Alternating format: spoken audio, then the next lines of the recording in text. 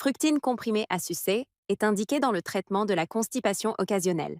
Il s'agit d'un laxatif stimulant dont le principe actif est le picosulfate de sodium. Après administration, le picosulfate de sodium est métabolisé au niveau du côlon par la flore bactérienne en une forme active, qui stimule la muqueuse du côlon et du rectum, entraînant une augmentation des mouvements péristaltiques, contraction intestinale.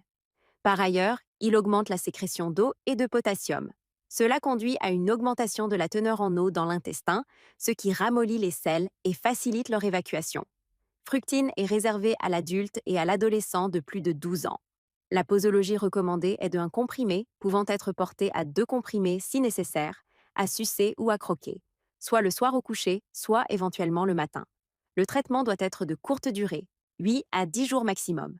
Ce médicament ne doit pas être utilisé chez l'enfant de moins de 12 ans en cas de maladie inflammatoire du côlon ou de l'intestin, en présence de douleurs abdominales inexpliquées, en cas de constipation chronique.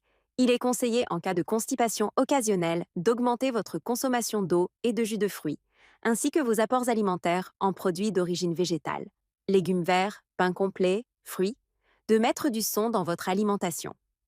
Les laxatifs peuvent entraîner une perte de potassium.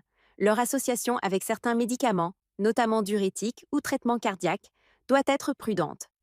Par mesure de précaution, en l'absence de données suffisantes, il est préférable de ne pas utiliser ce médicament au cours de la grossesse. En l'absence de données sur le passage dans le lait maternel, il est préférable de ne pas utiliser fructine comprimée au cours de l'allaitement. Comme tous les médicaments, ce médicament peut provoquer des effets indésirables, mais ils ne surviennent pas systématiquement chez tout le monde. Nous pouvons citer notamment des douleurs abdominales et parfois des troubles digestifs.